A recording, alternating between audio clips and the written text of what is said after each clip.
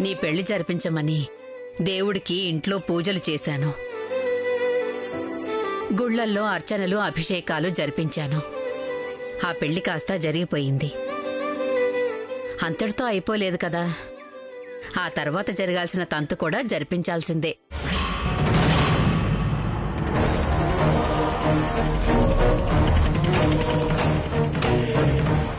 ఏమంటున్నావు జయమ్మా? భానుతోని శోభనానికి ఏర్పాట్లు చేస్తాను.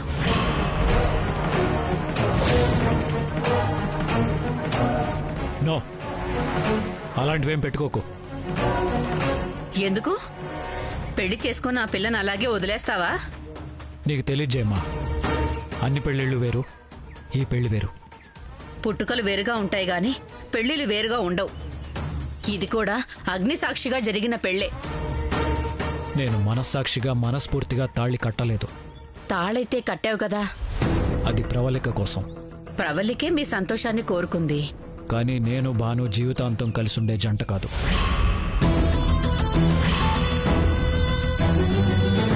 అది నీ చేతుల్లో లేదు. మా ఇద్దరి మనసులు కలవనప్పుడు ఇలాంటి తంతు జరపటం వేస్ట్ చేయమ్మా. దయచేసి ఇంకెప్పుడు నా దగ్గర ఇలాంటి చర్చ తీసుకురావద్దు. నేను ఇంటికి రావాలంటే ఆలోచించాల్సిన పరిస్థితి వస్తుంది.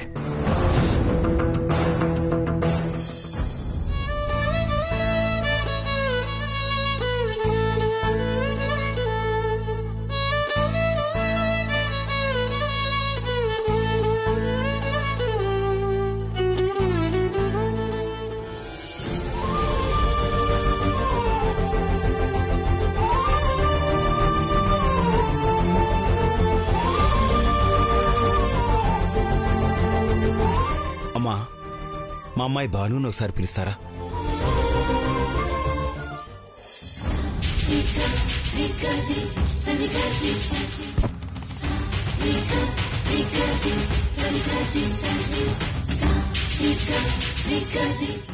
భాను,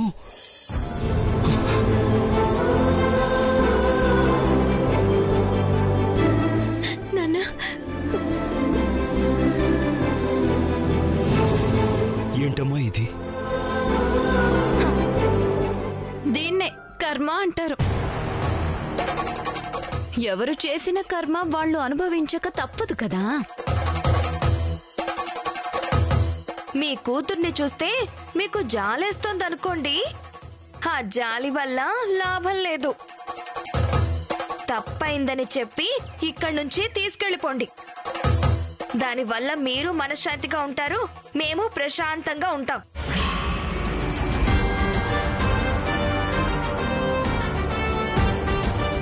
ఇల్లు తుడిస్తేనే చూడలేకపోతున్నారు. ఆ రోజు ఎంత మోసం చేసి మా ఏజైతే తాళి కట్టించుకుంది. అప్పుడు ఏంటమ్మా ఇది అని నిలదీయలేదేంటి? నిజమేనమ్మా, నా కూతురు పొరపాటు చేసింది. ఇలాంటి ఆడవాళ్లు ఉన్న ఇంట్లోకి ధైర్యం చేసి వెళ్తాను అని నా మాట వినకుండా అడుగుపెట్టింది. అది తప్పే.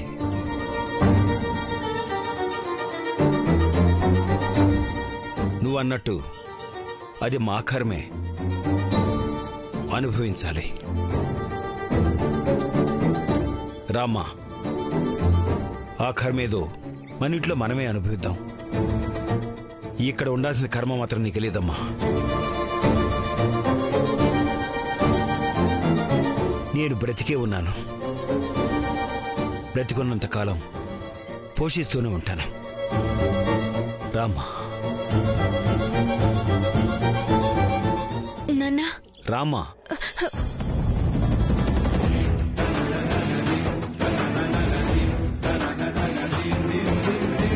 ఎంత కన్న తల్లిలా పెంచినా సవతి కూతురు అని అనిపించుకున్నావు. మా చెడు కోరి నువ్వే సుఖపడతావే. ఇద్దరు ఆడపిల్లల్ని ఇంట్లో పెట్టుకుని మేమిలా మనశ్శాంతిగా ఉంటామే. నువ్వు గాని ఆ ఏజీ ఇంటికెళ్ళి ఆ సాక్ష్యాలు సంపాదించకపోతే మీ నాన్న జైలుకి వెళ్తారని చెప్పటానికి. ఎక్కడికి నాన్న? మన ఇంటికమ్మా. ఇదే నా ఇల్లు. వాళ్ళు నిన్ను మనిషిగా చూడటం లేదమ్మా, పని మనిషిలా చూస్తున్నారు. పని మనిషి కూడా మనిషే కదా నాన్న. అయినా నేను నువ్వు అనుకున్నంత దీన స్థితిలో ఏమీ లేను. నేను భానుమతిని, మీ కూతుర్ని. వీళ్లకో ఇంకెవరికో భయపడి నేను ఇలాంటి పనులు చేయడం లేదు నాన్న.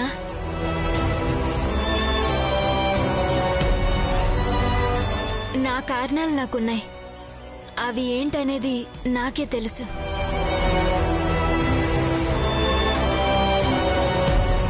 భాను, నేను బాధపడకూడదని చెప్తున్నావా?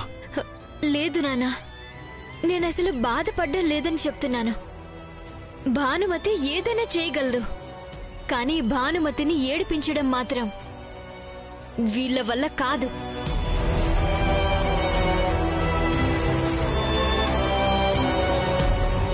నువ్వేం భయపడకుండా వెళ్ళిరా నాన్న.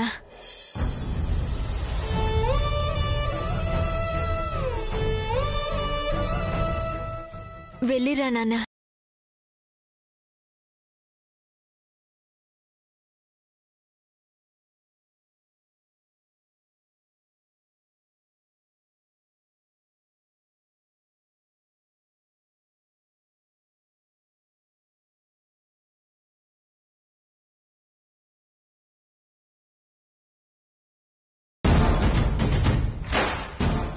పాపం వెళ్ళాల్సింది కదా.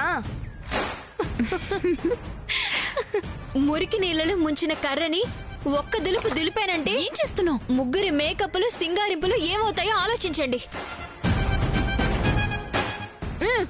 పదక్క పద.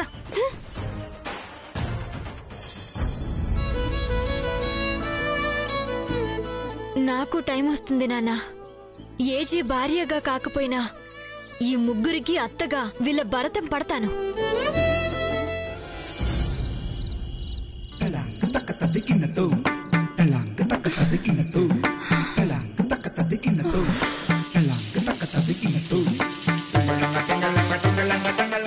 ఇవాళ నేల మీద పడుకుంటే రేపు హాస్పిటల్ బెడ్ మీద పడుకోవాల్సి వస్తుందేమో.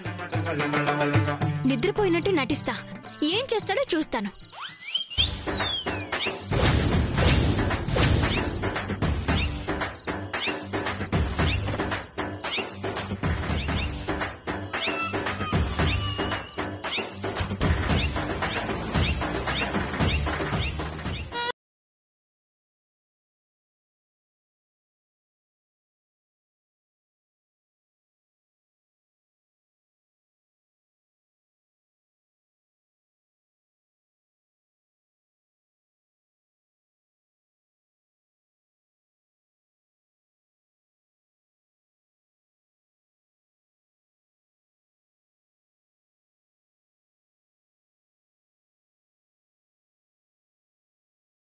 నదికి పోలేదా?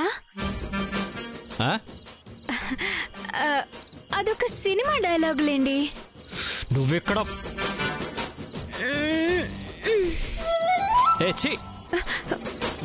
దిగో. ఏమైంది స్వామి? ఇది నా బెడ్. ఎన్నిసార్లు చెప్పాలి కింద పడుకోమని? ఎంత నిర్దయులండి మీరు. అంట్లు తోమాను, బట్టలు ఉతికాను, ఇల్లు ఊడ్చాను, ఫ్లోర్ అంతా తుడిచాను, మొక్కలకు నీళ్లు పెట్టాను, కుక్కలకు స్నానం చేయించాను. ఎన్ని పనులు చేసేసరికి నా పని అయిపోయింది. నేల మీద పడుకుంటే ఒళ్ళు నొప్పులు ఎక్కువ అవుతాయని పరుపు మీద పడుకుంటే పరువు తీసేలా ఏయ్ ఛీ అంటూ మాట్లాడతారా? నేను ఆపు. ఫ్రీజ్. దిగు. నువ్వు ఉన్నన్ని రోజులు కిందే పడుకోవాలి. ఉన్నన్ని రోజులు అంటే పోయేదాకే కదా. నీ తప్పు నువ్వు ఒప్పుకొని వెళ్ళిపోయేదాకా అని అర్థం. నేను తప్పు ఒప్పుకుంటాను, మీరే తప్పు చేశారని నిరూపిస్తారు. అది పొద్దున మాట్లాడుకుందాం. ఇప్పుడు వరకు మాత్రం బాబా ఈ ఒక్కసారికి కంటిన్యూ అయిపోదాం. Please please please please. No, నేను ఒప్పుకోను. మీ గుండె ఏ స్టోన్ తో చేశారు? నాకు మీ మీద పగ ఉంది, ప్రతీకారం తీర్చుకోవాలని ఉంది. మీ అసలు రంగు బయట పెట్టాలని ఉంది. అయినా మీ ఇంట్లో పడుండటం లేదా? ఒక్క పూట బెడ్ మీద పడుకుంటే అర్ధరాత్రి బెడ్ ని చంకలో పెట్టుకుని పారిపోతానా? ఏయ్, పనికి మళ్ళీ సోదాబి కింద పడుకో. నేను చచ్చినా కింద పడుకోను. మరి కిందే పడుకుంటా. ఏంటి? ఈ కింద కాదు, కిందకెళ్ళి సోఫాలో పడుకుంటా. Good night. God bless you.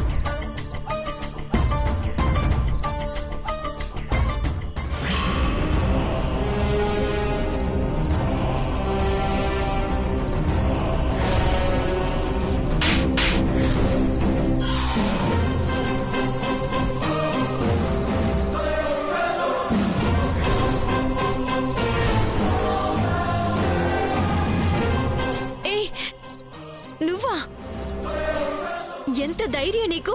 ఇక్కడికెందుకొచ్చా? ఇది ఎవరిల్లో తెలిసే వచ్చావా? ఉద్యోగం పోయినా బుద్ధి రాలేదా? ఆపుతావా? ఏంటి ఆపేది? నా చెల్లెలి జీవితంతో ఆడుకున్నది చాలదా? మళ్ళీ నేనున్న చోటుకెందుకొచ్చా? ఏజే నిన్ను చూస్తే ఏం చేస్తాడో తెలుసా? ఏజేనే కాదు, ఎవ్వరు చూసినా ఏమీ అనరు. ఎవరికి చెప్తున్నావు? నీ గురించి తెలిసిన వాళ్ళెవరు నిన్ను ఇంటికి ఎలా రాణిస్తారు? వీళ్ళంతా రాణిస్తారు, ఏజే కూడా రాణిస్తాడు. ఎందుకు రాణిస్తాడు? ఎందుకంటే ఏజే నీ దగ్గర ఒకలాగా నా దగ్గర ఒకలాగా మాట్లాడతాడు కాబట్టి. ఎప్పుడు ఒకేలాగా మాట్లాడడమే హిట్లర్ స్పెషాలిటీ. అతను నాకు విలన్ లాగా కనిపించడు. అతను నాకన్నా పెద్ద విలన్. అందుకే అంజలిని అడ్డం పెట్టుకుని నిన్ను బ్లాక్మెయిల్ చేసి పెళ్లి చేసుకున్నాడు. నువ్వు కొత్తగా చెప్పేదేంటి? అది నాకు తెలిసిందే. నువ్వు కొత్తగా తెలుసుకోవాల్సింది ఒకటి ఉంది. ఏంటది? నాతో రా.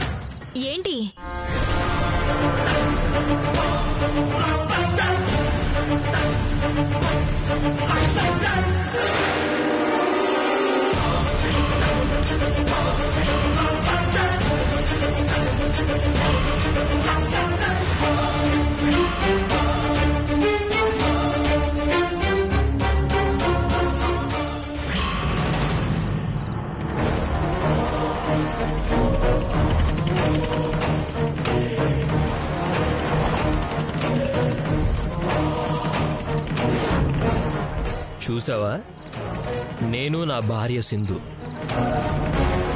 మాకి ఇంటితో ఎప్పటినుంచో రిలేషన్ ఉంది. ఏంటి నువ్వు మాట్లాడేది? ఈ విషయం నువ్వెందుకు చెప్పలేదు? ఏజీ ఎందుకు చెప్పలేదు? చెప్పొద్దని నన్ను బెదిరించాడు.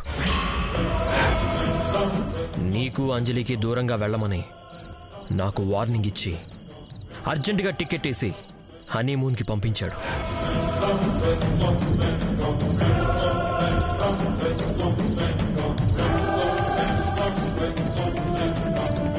నిన్ను పెళ్లి చేసుకోమన్నాడు, నువ్వు కాదన్నావు. మెహందీ ఫంక్షన్లో నుంచి పారిపోయావు. కానీ అతను ఎలాగైనా నిన్ను పెళ్లి చేసుకుని నీ జీవితంతో ఆడుకోవాలనుకున్నాడు. అందుకే బ్లాక్మెయిల్ చేసి నిన్ను పెళ్లి చేసుకున్నాడు.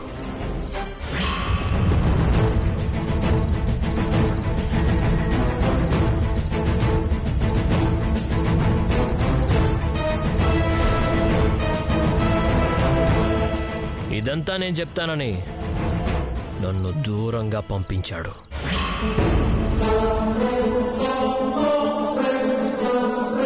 నేను మీ చెల్లెల్ని సేవ్ చేశాను. అందుకు బదులుగా నువ్వు నన్ను పెళ్లి చేసుకోవాలి. అతను ఒక మర్డర్ చేశాడు. అతని భార్య ప్రవళికని.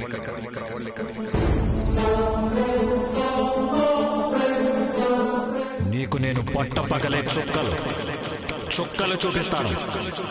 రెడీ? అయితే ఏం చేయాలో చెప్పు. పెళ్లి చేసుకోవాలి.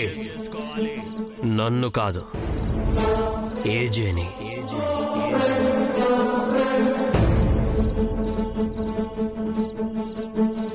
నువ్వు నన్ను నమ్మకుండా అంజలిని నా నుంచి దూరం చేశావు. నీ తెలివంతా ఏమైంది? వచ్చి వచ్చి ఓ పెద్ద విలన్ డెన్లో పడ్డావు. నీ మీద మోజుపడి పెళ్లి చేసుకోలేదు ఏజే. నీ లైఫ్ స్పాయిల్ చేయడానికే ఇదంతా చేశాడు.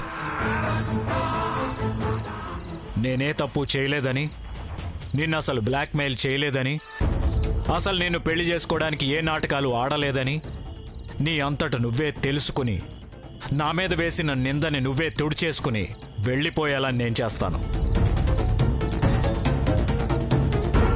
ఇప్పుడు చూడు, అతను దర్జాగా తన గదిలో పడుకుని నిన్ను బయటికి గెంటేశాడు.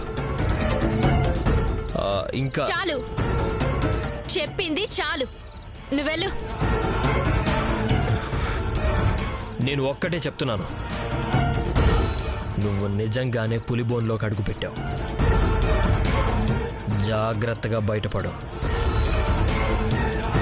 ఇక నుంచి ఏజే నీ కళ్ళకి హిట్లర్ లాగే కనిపిస్తాడు. అనుక్షణం నీకు టార్చర్ అంటే ఏంటో చూపిస్తాడు.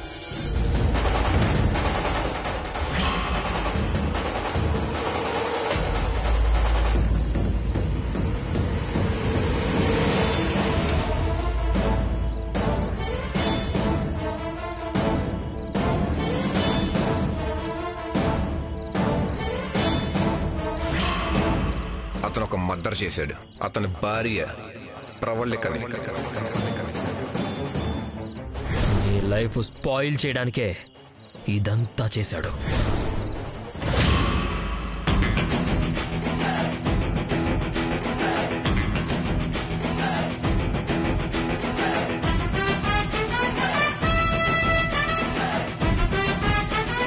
ఏయ్, ఏంటిది? మీరు రహస్యాల పుట్టని ఇప్పుడే తెలిసింది. ఏంటి? మీరు నా దగ్గర చాలా రహస్యాలు దాచిపెట్టారని తెలిసింది అంటున్నాను. ఏమైంది నీకు? కింద పడుకోవడానికి వెళ్ళి కల్లో తెలుసుకుని వచ్చావా? నాకు తెలిసే దారులు నాకుంటాయి. ఏంటి నువ్వు తెలుసుకున్న చిదంబర రహస్యం? కింద రూమ్ లో ఒక ఫోటో చూశాను. ఆ ఫోటోలో బద్రి అనేవాడు భార్యతో సహా ఉన్నాడు. So what? దానికోసం నన్ను నిద్రలేపి మరీ నిలదీయాలా? అదేంటి, మీరు దేనికి రియాక్ట్ అవరా? ఎందుకు అవను? నీలాగా ప్రతి పనికి మాలిన పనికి రియాక్ట్ అవను. బద్రి మీకు బంధువు అవుతాడని నాకెందుకు చెప్పలేదు?